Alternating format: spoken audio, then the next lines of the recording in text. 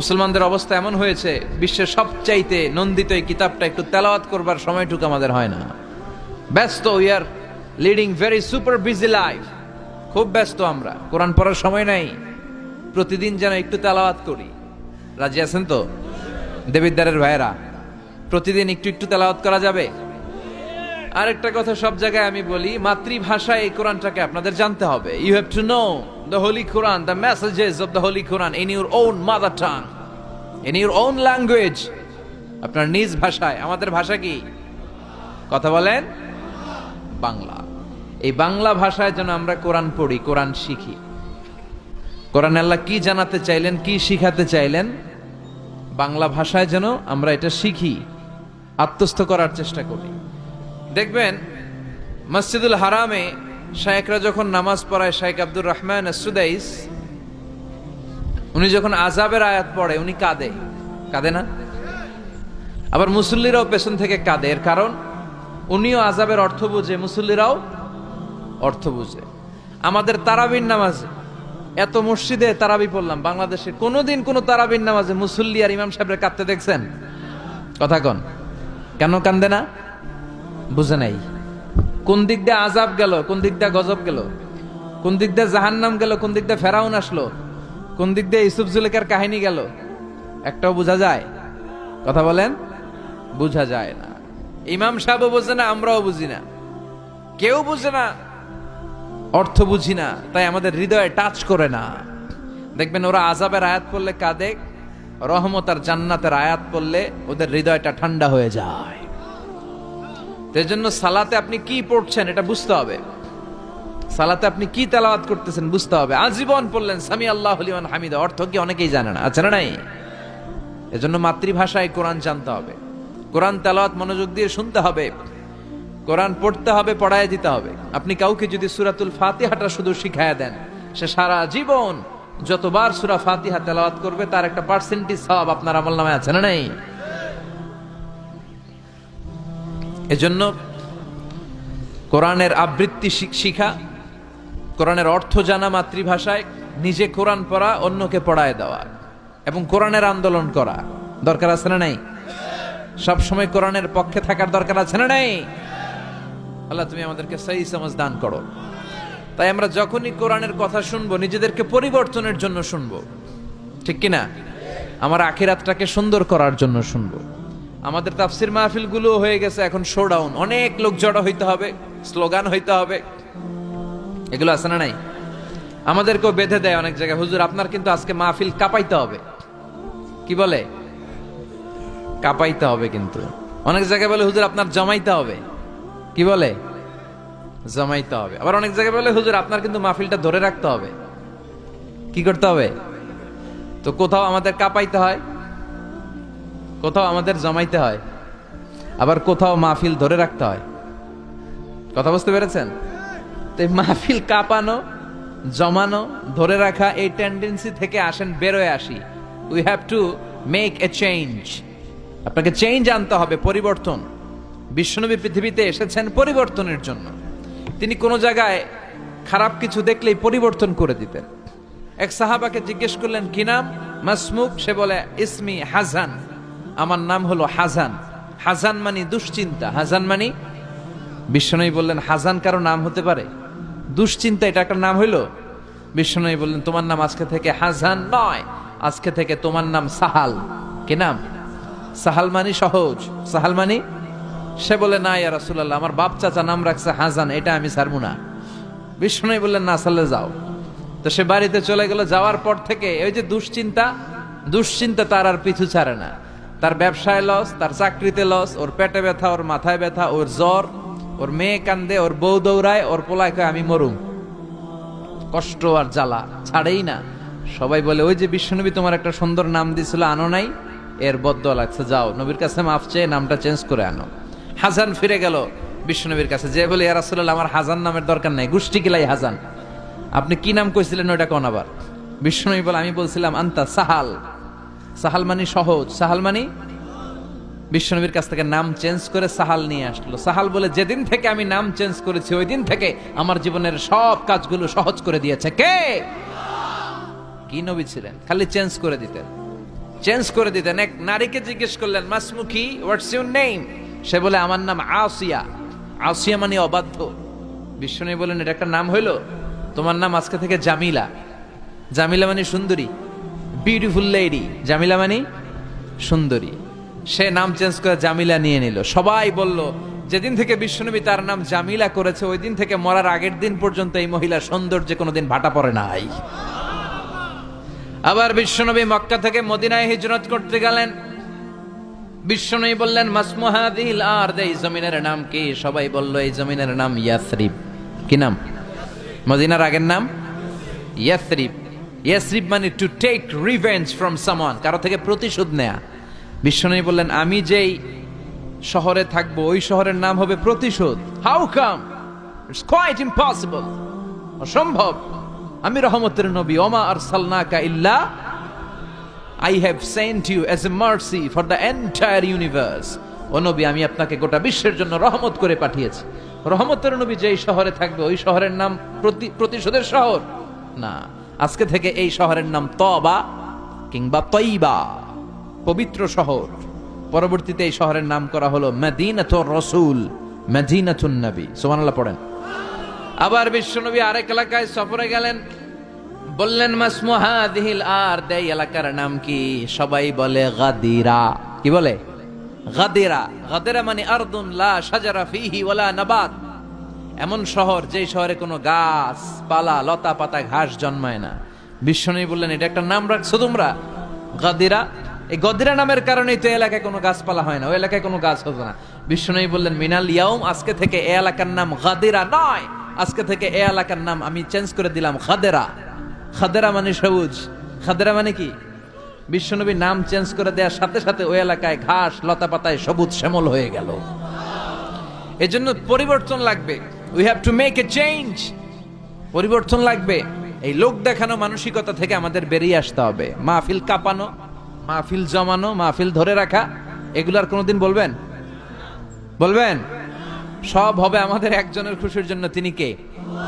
চিল্লায় বলেন, আল্লাকা সিররুন ইনদাল্লাহ বাইনাকা আনতা ওয়া বাইনাল্লাহ, আল্লাকা সাদাকাতুন তাখফা লা ইয়ালামুহা ইল্লাল্লাহ, আল্লাকা সিররুন ইনদাল্লাহ বাইনাকা আনতা ওয়া বাইনাল্লাহ, আল্লাকা সাদাকাতুন তাখফা লা ইয়ালামুহা ইল্লাল্লাহ। সুবহানাল্লাহ পড়া।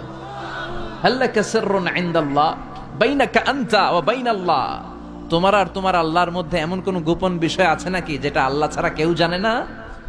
তোমার জীবনে এমন কোন গোপন দান আছে নাকি যেটা আল্লাহ ছাড়া কেউ দেখেনি? আমরা এখন দেখায় দেখায় দান করতে চাই, আছে না নাই? অমুক সমাজপতি, শিল্পপতি 2 লক্ষ টাকা, বলেন মারহাবা, আছে না নাই? লোক দেখানো দান। এটা মিজানের পাল্লায় উঠালে কোনো ওজন হবে না। আপনি গোপনে 1 টাকা দিয়েছেন, এটারে উহুদ পাহাড়ের সমান ওজন করে আমলনামায় তুলে দিবে কে? এজন্য সবসময় খেয়াল রাখবেন যে একজনকে আমরা দেখাতে চাই, আমরা দেখাবো একজনকে। তিনি কে? মানুষকে দেখানোর জন্য কিছু করা যাবে? আল্লাহুম্মা রযুকনা ইখলাস। আল্লাহ তুমি আমাদের ইখলাস বাড়ায় দাও। আর জোরে পড়েন আমিন। আমরা আজকে সূরাতুল মুলক থেকে কথা শুনবো। মুলক সূরার নাম কি? এই সূরার অনেক ফজিলত আছে। এই সূরা রাত্রিবেলা যারা তেলাওয়াত করবে তাদের কবরের আযাব হবে না। কবরের কথা শুনলে ভয় লাগে না? একদিন মাটির ভেতরে হবে ঘরে মন আমার, কেন বান্ধ দালান ঘর, প্রাণ পাখি উড়ে যাবে পিঞ্জর ছেড়ে, ধরা ধামে সবই রবে তুমি যাবে চলে, বন্ধু বান্ধব যত মাতা পিতা দ্বারা সুত সবই হবে তোমার পরে মন আমার, কেন বান্ধ দালান ঘর। ঠিক কিনা? চলে যেতে হবে, কেউ থাকতে পারবো না। কিন্তু এই জিনিসটা আমাদের স্মরণেই আসে না। এত ব্যস্ততা, এত মায়া জাল, এত মায়ার জালে আমরা আটকে আছি। এত ব্যস্ত লাইফ, সকালবেলা অফিস, বিকেলবেলায় অমুক কাজ, তারপরে অমুক কাজ, একটার পর একটা কাজ চলতেই থাকে। এই ব্যস্ততার কারণে আমাদের জীবনটা সুপার বিজি লাইফ আমরা লিড করছি, আমাদের জন্য সময়ই নাই, কিন্তু চলে যেতে হবে। এজন্য সাইয়েদনা ওমর ফারুক বলতেন, মুতু ক্বাবলা আন তামুতু, মরার আগে একবার মরো। হাসিবু ক্বাবলা আন তুহাসাবু আলাইকুম, তোমার হিসাব নেওয়ার আগে তুমি তোমার একবার হিসাব নাও। আমাদের প্রত্যেকের নিজের একটা হিসাব আছে না নাই? কথা বলেন।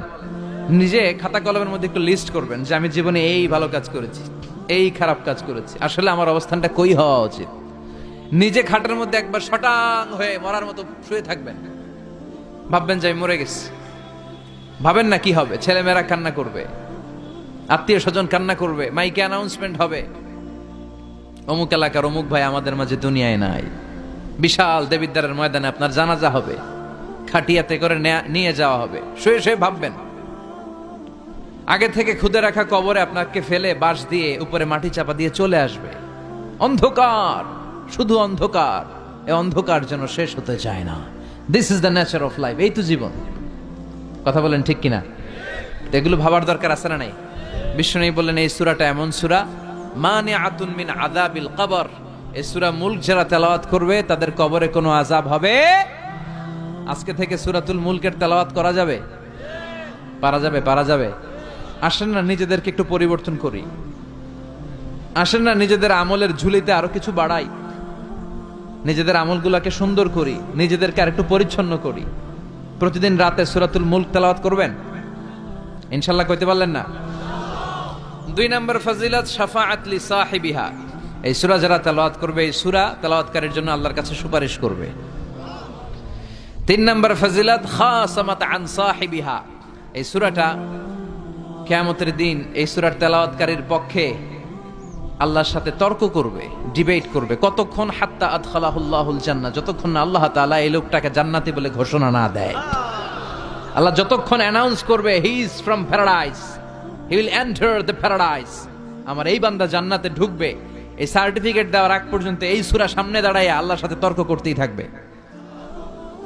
আবার বিশ্বনবী বলেন, মান ক্বারা বিহা ফি লাইলাতিন ফাকাদ আকসারা ওয়া আতাবা। রাত্রি বেলায় যেই ব্যক্তি এই সূরাটা তেলাওয়াত করবে তার রাত্রিটারে বরকতময় করে দিবে কে? এজন্য বিশ্বনবী বলতেন, আমি চাই আমার প্রতিটা উম্মতের হৃদয়ে এই সূরাটা গাথা থাক। আমার নবী চাইতেন আমাদের অন্তরে যেন এই সূরাটা মুখস্থ থাকে। আমরা চাই না? 30টা মাত্র আয়াত। কয় আয়াত? সবাই বলেন কয় আয়াত? প্রতিদিন এক আয়াত মুখস্থ করলে আমাদের পুরো সূরাটা মুখস্থ করতে লাগবে কয়দিন? 30 দিন। 1 মাসের চেষ্টায় সূরাটা মুখস্থ করা যাবে না? দেবিদ্বারের ভাইয়েরা, করা যাবে? আওয়াজ করে পড়েন ইনশাআল্লাহ। এই সূরার মাহাত্ম্য হচ্ছে, এই সূরা আপনার দৃষ্টিভঙ্গিকে চেঞ্জ করবে, আপনার চিন্তার জগতে আন্দোলন তৈরি করবে, আপনার চোখকে খুলে দিবে, আপনার ঘুমন্ত বিবেককে জাগিয়ে দিবে। বিশেষ করে যারা স্রষ্টা নিয়ে সন্দেহে থাকে তাদের জন্য এটার ভিতরে ডোজ আছে, মেডিসিন আছে। ইয়াং ছেলে পেলে অনেকে আমাদের প্রশ্ন করে, হুজুর আল্লাহরে নিয়ে অনেক প্রশ্ন জাগে, স্রষ্টার অস্তিত্ব নিয়ে, আখেরাত নিয়ে, কবরের জীবন নিয়ে আমাদের প্রশ্নের অভাব নাই, কারণ নাস্তিক্যবাদের ছড়াছড়ি আশেপাশে আছে না নাই? ইয়াং যারা আছে তোমাদেরকে একটা বই পড়ার সাজেস্ট আজকে আমি করে যাই। বইটার নাম অনেকে জানে, প্যারাডক্সিক্যাল সাজিদ। কি নাম? লেখক হচ্ছে আরিফ আজাদ। লেখক কে? আরিফ আজাদ। বইটার নাম প্যারাডক্সিক্যাল সাজিদ। গত 21শে বই মেলায় এটা দ্য বেস্ট সেলার হয়েছিল, এজন্য নাস্তিকদের মাথা গরম। কথা বলেন। এই বছর সে আরেকটা বের করছে, প্যারাডক্সিক্যাল সাজিদ 2। এটা গতকাল থেকে বই মেলায় পাওয়া যাচ্ছে, 21শে বই মেলায়। এই প্যারাডক্সিক্যাল সাজিদ 1, প্যারাডক্সিক্যাল সাজিদ 2 প্রতিটা যুবকের সাথে সাথে রাখার দরকার, ঠিক কিনা? It's an eye opener for you. এই সূরাটা আপনাদের জন্য আই ওপেনার, চোখ খুলে দিবে। একটু চিন্তা করলেই বুঝবেন যে নাস্তিকদের যুক্তিগুলো খুবই হালকা। ওরা স্রষ্টাকে মানতে চায় না, আল্লাহরে মানতে চায় না। এর কারণ ওরা বলে আনসিন ইজ নাথিং, যেটারে দেখি না ওইটা মানি না। নাউজুবিল্লাহ পড়বেন না? কিন্তু ওরা ওদের জীবনে অনেক কিছু দেখে না, ওরা মানে না। কথা কন। আচ্ছা, আপনি আপনার জীবনে সরাসরি চোখ দিয়ে আমেরিকা দেখছেন? কথা কয় না। তা আমেরিকা যে আছে মানেন না? যারা এখনো হজে যান নাই, যারা এখনো যান নাই, কাবা ঘর নিজ চোখে সরাসরি দেখছেন? টিভিতে না, টিভিতে তো সবাই দেখছি। সরাসরি কাবা ঘর দেখছেন? তো আপনি যে দেখেন নাই, আপনি সৌদি আরব যে আছে কাবা ঘর যে আছে মানেন না? নাস্তিকরা বাতাস খালি চোখে দেখে না, দেখে, কিন্তু নাস্তিকরা বাতাস মানে না। Why do you believe on that? তো বাতাস মানুষ কেন? তোর দাদা তোর বাবা কোনোদিন বাতাস দেখছে? তুই তোর চোখ দিয়ে কোনোদিন বাতাস দেখেছিস? Do you see the air in the atmosphere? উত্তরে বলবেন no. So why do you believe on that? বাতাস বিশ্বাস করো কেন? Do you see the migraine pain when someone feel in his head? কেউ যখন মাথা ব্যথা অনুভব করে বলে যে আমার মাথাটায় প্রচন্ড ব্যথা, ওর যে মাথা ব্যথা দেখা যায়? কথা বলেন। ভাইজানের মাথা ব্যথা প্রচন্ড দেখা যাচ্ছে? মাথা ব্যথা থাকলেও মাথার অবস্থা যা, না থাকলেও এটা দেখা যায় না। So why do you believe on that? মাথা ব্যথা দেখা যায় না তো বিশ্বাস করস কেন? এগুলো কপাল পড়া, এগুলো হচ্ছে নাম্বার 1 হাদারাম উল্লুক্কা পাঠা। এদের দলিলগুলো একেবারে নড়বড়ে। কুফানগরীতে এক নাস্তিক ছিল, সে বলে বেড়াতো আমি আল্লাহরে দেখি না তাই মানি না।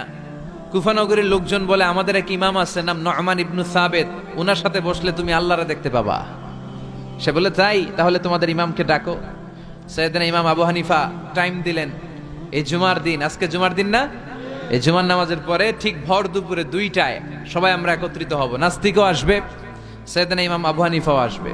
জুমার সালাতের পরে লোকের বন্যা বয়ে গেল, বাঁধ ভাঙা জোয়ার, অনেক মানুষ। নাস্তিক এসেছে, লক্ষ লক্ষ লোক এসেছে, আসে নাই ইমাম আবু হানিফা। আসে না আধা ঘন্টা, 1 ঘন্টা, 2 ঘন্টা পরে আসছে। নাস্তিক বলে এই তোমাদের ইমাম যার কোনো সময়ের জ্ঞানই নাই, এর সাথে কিসের তর্ক?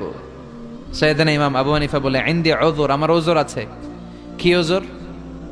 সাইয়েদনা ইমাম আবু হানিফা বলেন আমি ঘর থেকে বের হয়ে আসার পথে একটা নদী পার হয়ে আসতে হয়।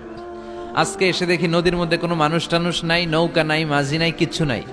তো হঠাৎ দেখলাম পাশে বিশাল বড় একটা গাছ, এই গাছটা এমনি এমনি 2 ভাগ হয়ে গেল। হঠাৎ গাছ থেকে এমনি এমনি লম্বা তক্তা হয়ে গেল, এমনি এমনি তক্তাগুলো জোড়া লেগে নৌকা হয়ে গেল।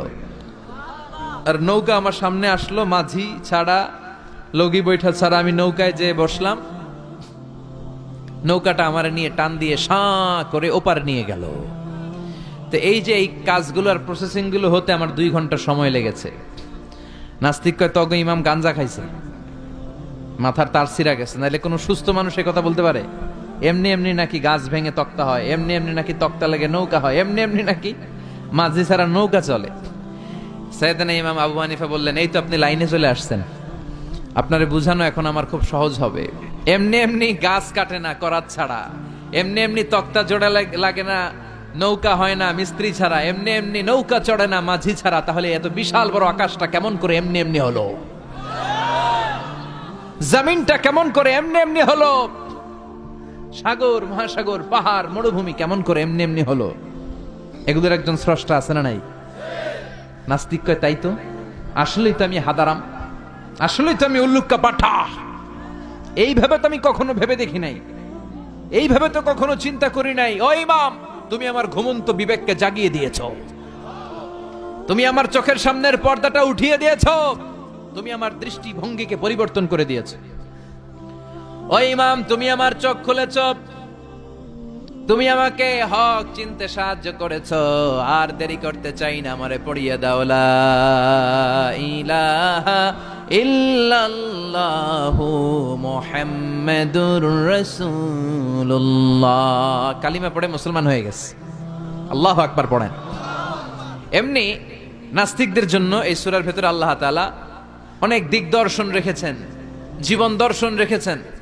আল্লাহ বুঝাতে চান যে গোলাম, আমারে চেনার জন্য, আমারে দেখার জন্য তোর ডক্টরেট ডিগ্রি লাগবে না, তোর ব্যাচেলর ডিগ্রি, মাস্টার্স ডিগ্রি লাগবে না। তুই আমার সৃষ্টির দিকে একটু নজর করে তাকা, একটু ঠান্ডা মাথায় চিন্তা করে দেখ, একটু সাগরের দিকে তাকা, একটু নদীর দিকে তাকা, একটু পাহাড়ের দিকে তাকা। তাকালেই তুই বুঝবি সামওয়ান ইজ কন্ট্রোলিং এভরিথিং।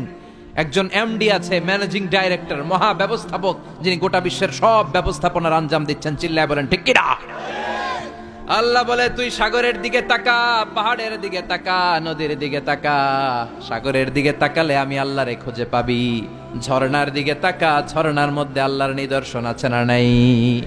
ঝর্ণা ঝর্ণা ঝর্ণা রে, বলনা বলনা বলনা রে, কার বিরহে পাগল পাড়া তুই, কার মিলনে ফুল ফসলে ভরা রে তোর দুকুল ভই, কার মিলনে ফুল ফসলে ভরারে তোর দুকুল ভই ঝরনা ঝরনা ঝরনা রে বলনা বলনা বলনা রে কারবি রহে পাগল পাড়া তুই।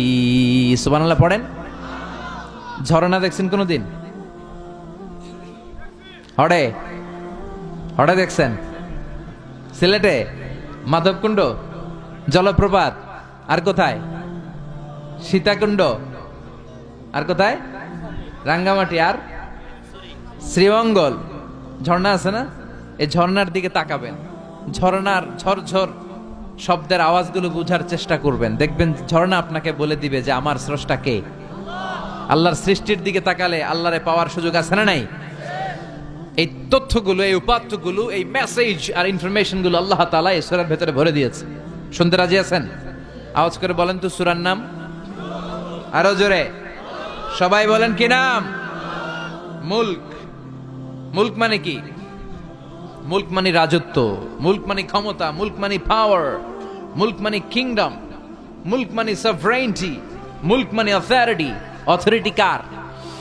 এজন্য রাব্বুল আলামিন বলেন তাবারাকাল্লাযী বিয়াদিহিল মুলকু ওয়া হুয়া আলা কুল্লি শাইইন কাদির।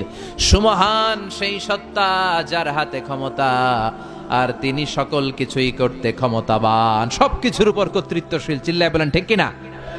তাবারাকাল্লাযী, সুমহান তিনি, বিয়াদিহিল মুলক, যার হাতে ক্ষমতা। ক্ষমতা কার হাতে? নাকি প্রধানমন্ত্রীর হাতে, র্যাবের হাতে, পুলিশের হাতে, আমনেগো হাতে? আপনারা তো কোন ক্ষমতা সব আমগো হাতে। সকল ক্ষমতার উৎস কে? সকল ক্ষমতার উৎস আল্লাহ। কিন্তু আমরা বলে থাকি সকল ক্ষমতার উৎস জনগণ। এটা যুক্তিতে টিকে না। কি ক্ষমতা আছে আমাদের? কি ক্ষমতা আছে? কোনো ক্ষমতা নাই। মানুষকে আল্লাহ তেমন কোনো ক্ষমতাই দেয় নাই। যেটা দিছে এটার ক্ষমতা বলা যায় না। চিল্লায় বলেন ঠিক। আসল ক্ষমতার মালিক হলেন আল্লাহ। আমাদেরকে তো আল্লাহ দুর্বল করে বানিয়েছেন। ওয়া খালিকাল ইনসানু দাঈফা, আমাদেরকে দুর্বল করে তৈরি করেছে কে? শুধু আমরাই দুর্বল না, আমি দুর্বল, আমার বাপ দুর্বল, আমার দাদা দুর্বল, আমার 14 গোষ্ঠী দুর্বল। আমরা দুর্বলের ঘরের, চিল্লায় বলেন দুর্বলের ঘরের। সেই দুর্বলের ঘরের দুর্বল কয় আমরা সব ক্ষমতার উৎস। কি ক্ষমতা আছে আমার?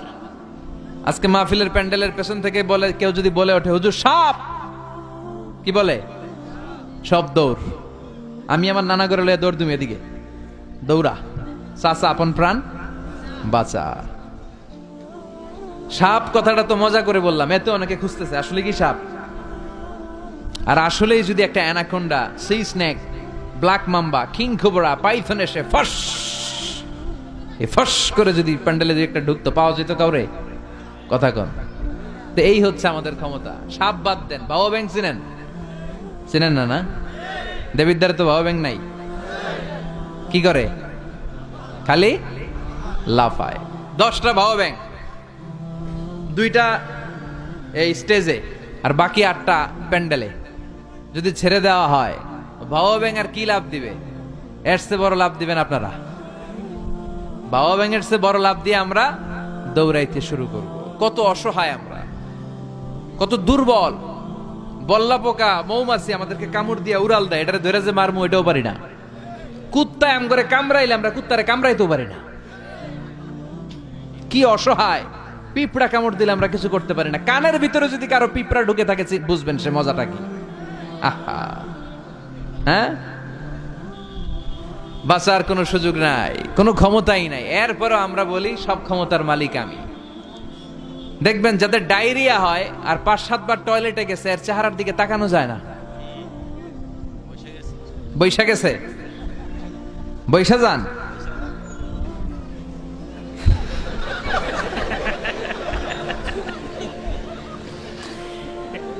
তো এই হইল আমাদের অবস্থা। 5-6 বার টয়লেটে গেলে আর ওর দইরা দাঁড় করানো যায় না। কাই মরে যাইও, আরে সবাই মাফ করে দেন, আই আর হাইতান ন, আমি পারবো না, আমার মাফ করে দেন। পারবি না কেন? তুই না ক্ষমতার উৎস। কথা কন। আসলে আমাদের কোনো ক্ষমতা নাই, আমরা দুর্বল। আসল ক্ষমতার মালিক একজন, চিল্লায় বলতে হবে তিনি কে। আমরা যে কত দুর্বল। ন্যাচারাল ক্যালামিটি অর ডিজাস্টার যখন হয়, প্রাকৃতিক দুর্যোগ, তখন নিজের অবস্থা খেয়াল করবেন। বন্যার সময় মানুষের কি অবস্থা হয়, ঠিক কিনা? ভূমিকম্পের সময় কি অবস্থাটা হয় আমাদের? রাত 3টার দিকে যদি ভূমিকম্প হয়, দৌড়, লুঙ্গি পইরা দৌড়, লুঙ্গি ছাড়াও দৌড়, আগে জান বাঁচাও। পাগল হয়ে যায়। বাচ্চাটারে কোলে নিয়ে দৌড়াবো, না স্ত্রীকে ঘুম থেকে জাগাবো, না ভাড়াটিয়াদেরকে উঠাবো, না নিজেই ছাদের উপর থেকে লাফ দেবো? ত্রাস, ভয়, ভূমিকম্প, সবাই দৌড়। দেখবেন ভূমিকম্প হইলে বাড়িওয়ালাও দৌড়, ভাড়াটিয়াও দৌড়। নাকি ভাড়াটিয়ারা দৌড়ায়, বাড়িওয়ালারা দৌড়ায় না? কথা কন। ডোনাল্ড ট্রাম্প যে বিল্ডিং এ থাকে ওইটাতে ভূমিকম্প হইলে ডোনাল্ড ট্রাম্প তো দৌড়াবে না? না, ডোনাল্ড ট্রাম্পও দৌড়াবে। আমি কিছু টেলিভিশনের লাইভ প্রোগ্রাম দেখেছি, ওখানে উপস্থাপক আর অতিথিরা ক্যামেরা ট্যামেরা মেকআপ টেকআপ নিয়ে বসছে। একটু পরে শুরু হয়েছে ভূমিকম্প, মাইক থুইয়া দিয়া উপস্থাপক দৌড়। তো যেহেতু মেকআপ টেকআপ একেবারে ক্যামেরা ট্যামেরা সব সেটিং, অতিথিরা ওঠে না। একটু পরে আবার নাড়াচাড়া, এবার অতিথিও দৌড়,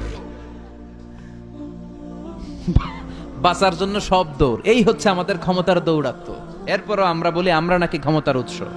তুফান হলে, এইখানে একটা তুফান হলে 70 কিলোমিটার বেগের জাস্ট বাতাসটাকে যদি আল্লাহ এর তীব্রতা যদি বাড়িয়ে দেয়, সব দৌড় আমরা। কথা কন। আল বাহরু জুনদুম মিন জুনুদিল্লাহ, আর রিহু জুনদুম মিন জুনুদিল্লাহ। বাতাস আল্লাহর সৈনিক, আগুন আল্লাহর সৈনিক, তুফান আল্লাহর সৈনিক। চিল্লা এখন ঠিক কিনা? 2004 সালের সুনামির কথা ভুলে গেছেন? ইন্দোনেশিয়া একটা প্রদেশ আছে, বান্দা আছে, এক ধাক্কায় 3 লক্ষ সাগরের ভেতরে। জাপানের কান্টো শহরে 1 লক্ষ নয়, একটা ধাক্কায়, কয়েক সেকেন্ডের ব্যবধান। একটু আগে নাচানাচি করতেছিল, দুম্মা চলে দুম, একটু পরে সব হয়ে গেছে দুম দুম। একেবারে সাইজ করে ফেলছে কে? আহা, কোনো ক্ষমতা নাই। ক্ষমতার মালিক কে? এজন্য রাব্বুল আলামিন বলেন, তাবারাকাল্লাযী বিয়াদিহিল মুলকু ওয়া হুয়া আলা কুল্লি শাইইন কাদির। সুমহান সেই সত্তা যার হাতে ক্ষমতা, ক্ষমতা কার হাতে? কক্সবাজারে দেখবেন একটা দ্বীপ আছে, একমাত্র দ্বীপ যেটাতে পাহাড় আছে, নাম মহেশখালী। ওইখানে বৌদ্ধদের স্বর্ণ মন্দির আছে। ওখানে তুফান টুফান শুরু হইলে বৌদ্ধরাও জিকির করা শুরু করে দেয় আল্লাহর। সুবহানাল্লাহ কইবেন না? তুফানে পড়লে দেখবেন হিন্দু, বৌদ্ধ, আস্তিক, নাস্তিক সবাই জিকির করে একজনের, চিল্লায় বলেন তিনি কে?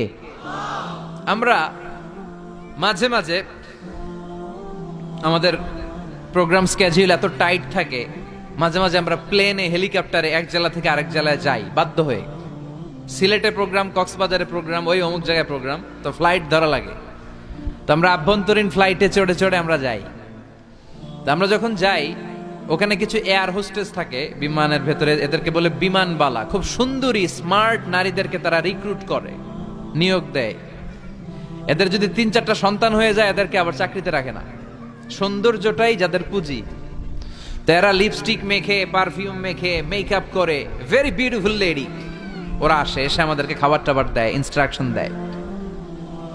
তো বিমানটা, আভ্যন্তরীণ বিমানগুলো বাংলাদেশের ভেতরে যেগুলো চলে, এগুলো 14 থেকে 15,000 ফিট উপরে ওঠে। তো বিমানটা প্রথমে রানওয়েতে ট্যাক্সি করে, মানে বিমান যখন মাটিতে চলে এটাকে বলে ট্যাক্সি। কি বলে?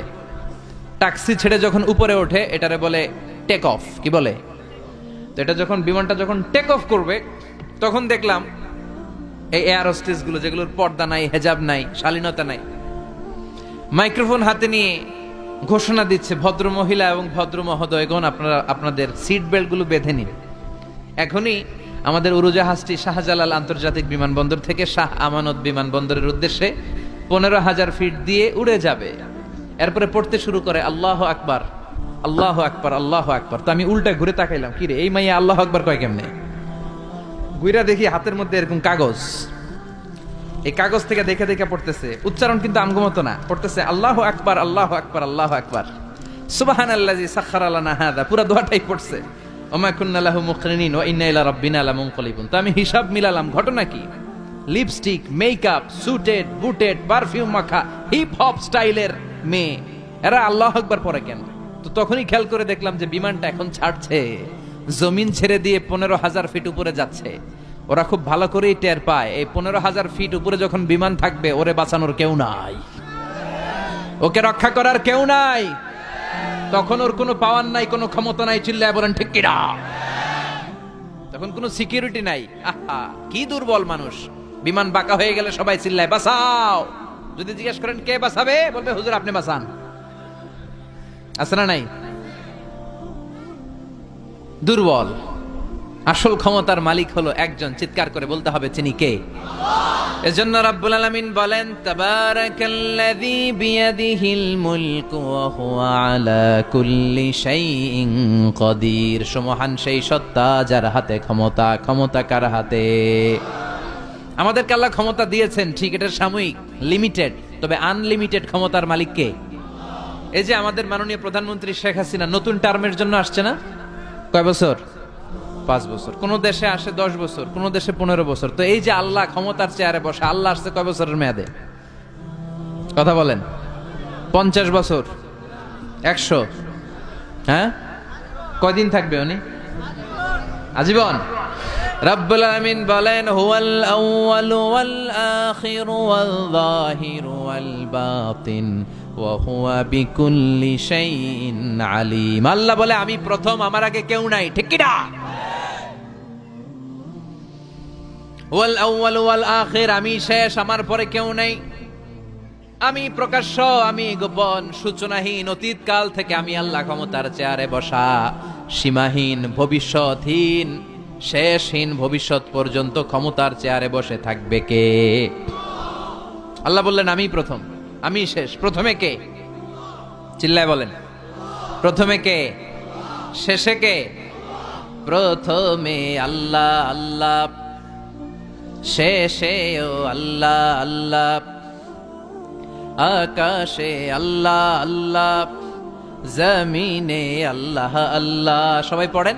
প্রথমে আল্লাহ আল্লাহ, শেষে ও আল্লাহ আল্লাহ, আকাশে আল্লাহ আল্লাহ, জমিনে আল্লাহ আল্লাহ। নিখিল জাহান গায়ে গুণগান, তার নামে গায় আমরাও গাহি তাআলা, হামদে বারি তাআলা, হামদে বারি তাআলা, হামদে বারি তাআলা। সুবহানাল্লাহ পড়েন। তিনিই প্রথম, তিনিই শেষ, তিনি চিরকাল ক্ষমতার চেয়ারে বসে থাকবেন। চিল্লায় বলেন ঠিক কিনা। আবার পৃথিবীতে অনেক দেশে দেখবেন ডেমোক্রেটিক সিস্টেমে ক্ষমতায় আসে, মানে ভোটে জিতে, যেমন আমাদের দেশ। তো আল্লাহ তো ভোটে জিতে আসছে না?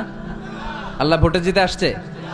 অনেক দেশে মোনার্কি সিস্টেম, মানে রাজতন্ত্র, রাজার পোলা রাজা, আল্লাহর বাপ ছিল রাজা, এই জন্য আল্লাহও রাজা। এরকম আল্লাহ চিরকাল, আজীবনের মেয়াদ নিয়ে তিনি ক্ষমতার চেয়ারে বসা। চিৎকার করে বলেন ঠিক কিনা। আবার পৃথিবীর অনেক দেশে দেখা যায় আন্দোলন করে সরকারকে ক্ষমতার চেয়ার থেকে নামানো যায় কি যায় না? পৃথিবীতে এরকম হয়েছে না অনেক জায়গায়? আন্দোলনের ঠেলায় সরকার কয় আমি নাই। আবার মাঝে মাঝে মিলিটারি কু হয়, সেনা বিদ্রোহ, জানেন না আপনারা? তা আমরা পৃথিবীর 700 কোটি মানুষ সবাই মিলে যদি আল্লাহর বিরুদ্ধে আন্দোলনে নেমে যায়, তাইলেই তো আল্লাহর ক্ষমতা শেষ। যাবে না? 700 কোটি মানুষ মিলেও পারা যাবে না। আচ্ছা, জিন জাতি যদি বলে ও মানুষেরা তোদের সাথে আমরাও আছি, মানুষ জিন ভাই ভাই, আল্লাহর আর রক্ষা নাই, আল্লাহর গদি শেষ। আচ্ছা, ফেরেশতারাও যদি বলে ও মানুষ ও জিনেরা তোগুলোকে আমরাও আছি, 3 দলীয় মহাজোট, আল্লাহর চেয়ার উল্টে যাবে নাকি? কথা বলেন। আল্লাহ বলেন ওয়ালাম ইয়াকুল্লাহু শারীকুম ফিল মুলক, আমার ক্ষমতায় কোনো পার্টনার নাই। কুলিল্লাহুম্মা মালিকাল মুলক, আমি ক্ষমতার মালিক, এই ক্ষমতা কেউ ছিনায় নিতে পারবে না। গোটা বিশ্বের সবাই মিলে যদি আমার বিরুদ্ধে আন্দোলন করিস, আমার ক্ষমতার 1 ইঞ্চিও কমবে না। চিল্লায় বলেন ঠিক কি না।